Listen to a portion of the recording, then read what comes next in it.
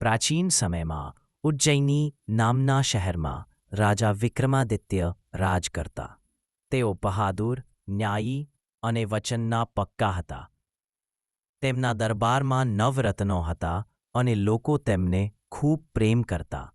એક દિવસ એક તંત્રીએ રાજાને કહ્યું, રાજન, જો તમે એક ખાસ કાર્ય કરશો તો રાજ્યને અખૂટ સમૃદ્ધિ મળશે.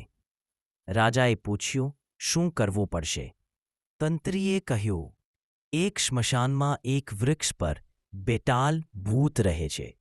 તેને ખભા પર બેસાડી અહીં લાવો. રાજા વિક્રમે વચન આપ્યું.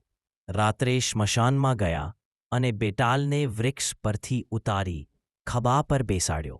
પરંતુ બેટાલ ચતુર હતો. તેને રાજાને કહ્યું, હું વારંવાર ભાગી જઈશ.